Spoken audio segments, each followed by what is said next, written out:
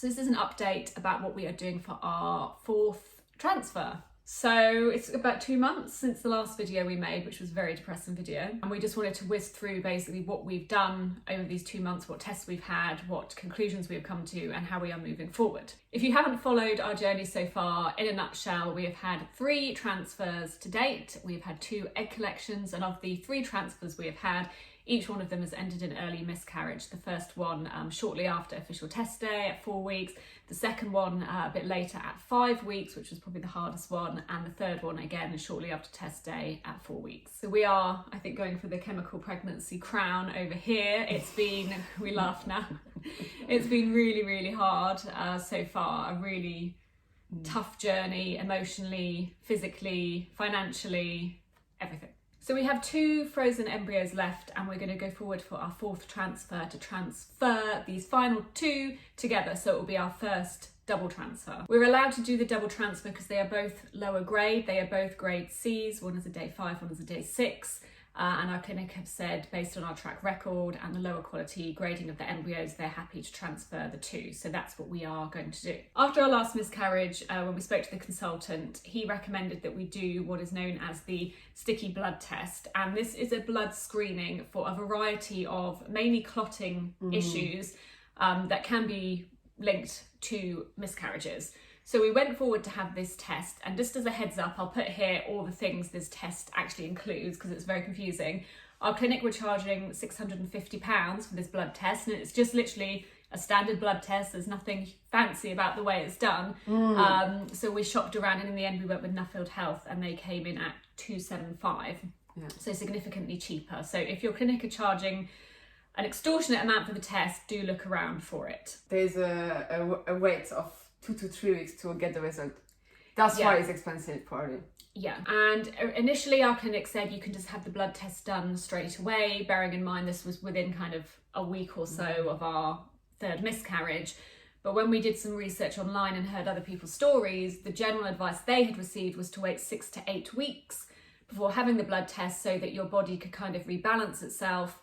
I was on blood thinners in my last cycle, so it would have seemed a bit bizarre to have rushed into a blood test with blood thinners still in my system. It wouldn't have been highly representative. So we did 2 things.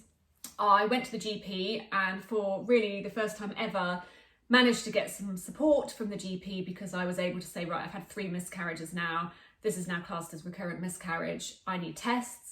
And they did a lot of blood tests. I will show a quick picture now, looking for things such as lupus, looking for all kinds of things I had never heard of before. So I went to them first, and I had those tests done quite early on because I thought on the NHS it's going to take a long time, which it did, to get the results back. I think I'm still waiting actually on one of the results, and that's nearly 8 weeks later.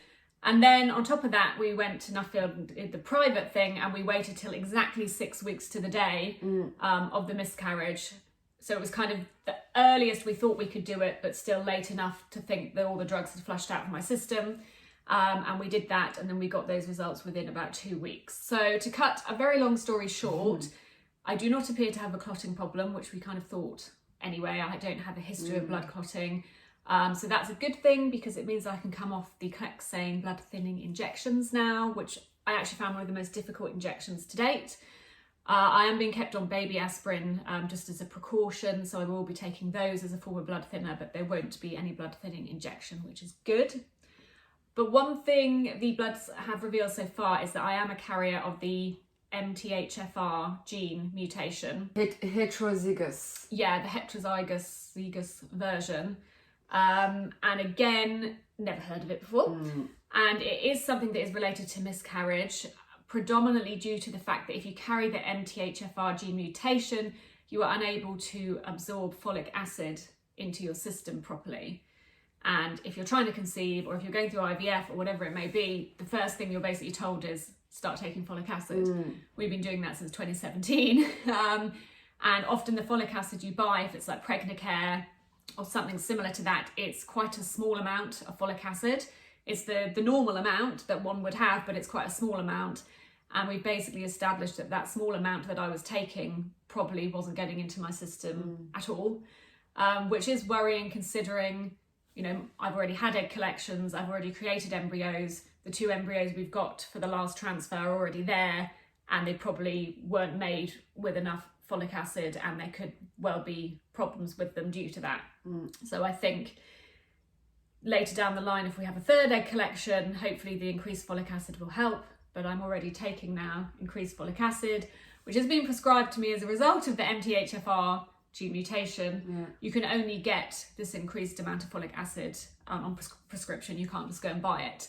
So on the Pregnacare folic acid that I've been on for 2 years, there was 0.4 milligram. 0.4 milligrams, and now I'm on 5 milligrams of folic acid, so quite a hefty increase. And it's ridiculous because these tablets are so tiny. They don't look significant at all, but I'm on that, so I'm on the increased dose of folic acid, and I've increased my dose of vitamin D, so I'm on 2,000 IU of vitamin D. All these measurements are very confusing. I think it was good that we found something. It's not highly uncommon, by the way. There are plenty of women who get pregnant naturally and are carriers of this gene mutation.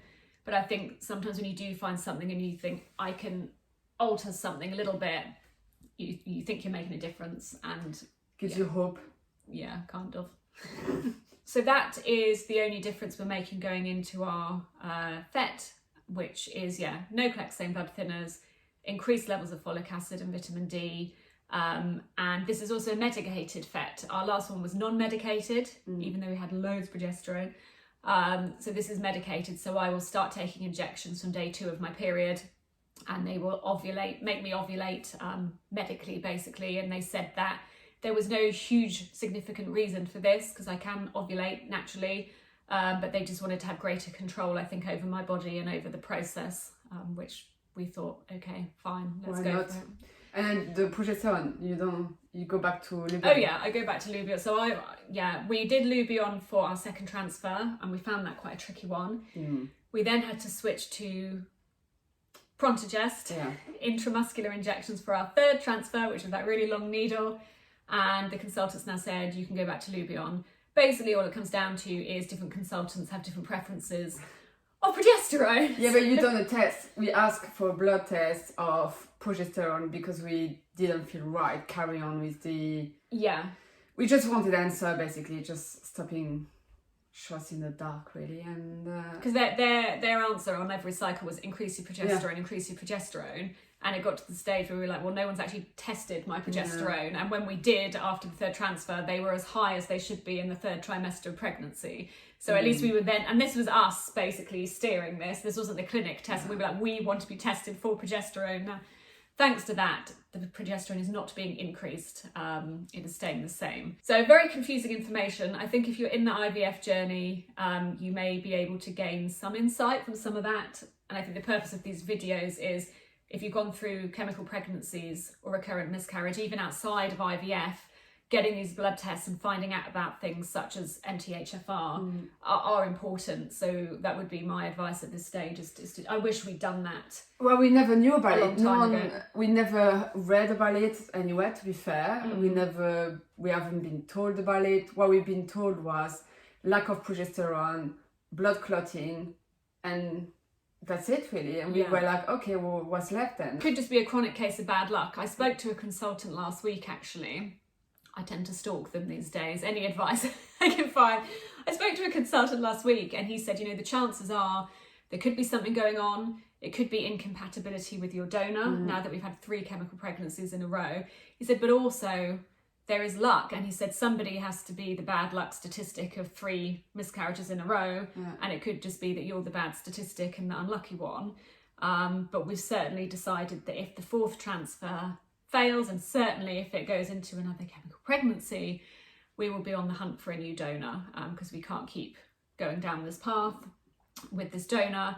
If this fails, it will be 3rd egg collection, final egg collection, new donor, final throw of the dice, and that will be that, because we're exhausted. And the amount of money, I think it's about £35,000 to date. You just think of all the things you could have done with that money. And we intend to adopt as well.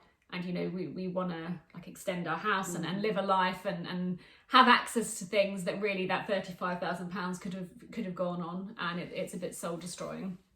So that is our plan. One other thing we should say, because we've been asked this a lot, is why don't you switch? Why don't you just switch things around? Blah, blah, blah, blah. Which is what a lot of lesbians get. And yes, we're not stupid. We have certainly considered switching. After the third miscarriage, I was very keen to switch because I was just tired, exhausted. And that's what we went to do.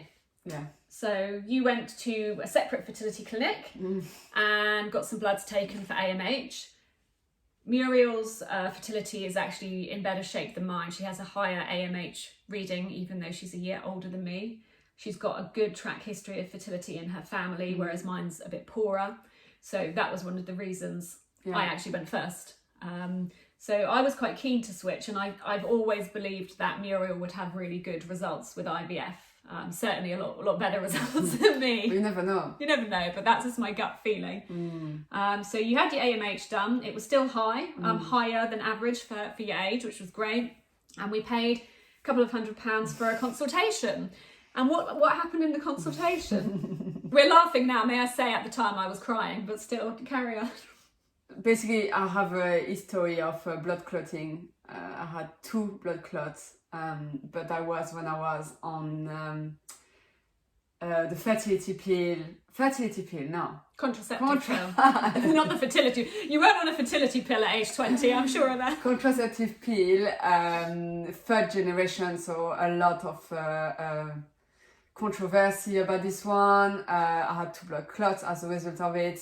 And my family has a heavy history of blood clot in general. On both mother and father's side. Yeah, so when we went to the consultation, they were like, you are such a high risk patient.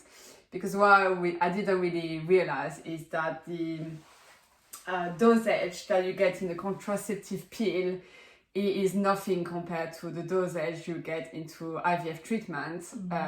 So it would have been a cocktail for disaster. She said if you take the contraceptive pill, times it by 10, that's kind of the hormones you're dealing with in an IVF cycle. Yeah, so basically it would be like, I could do it, but I will probably have to sign a paper saying that I won't, and I won't sue the clinics if I end up having a stroke or a heart attack. She basically said you could do an IVF cycle, but you would have to accept that you'd be risking your life to do it. Yeah.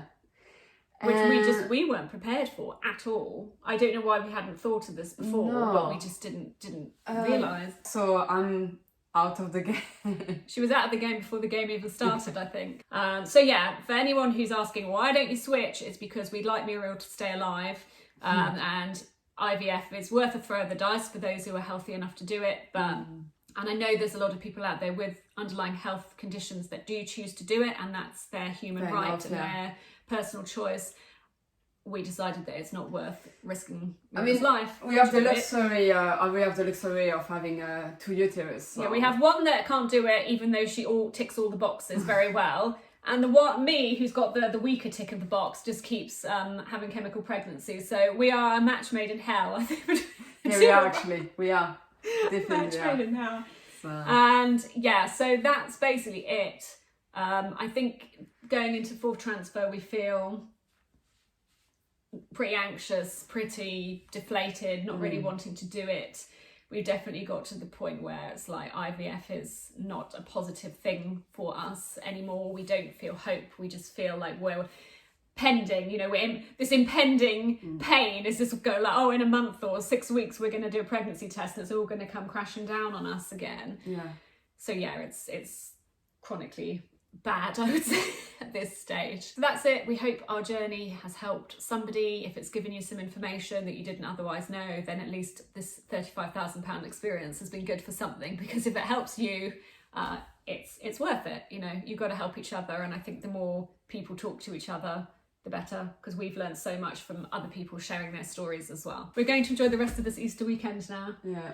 Party time. Shielding is upon us soon. We've got a couple of days and then we're locking all the doors. The world opens, we lock the doors, don't we?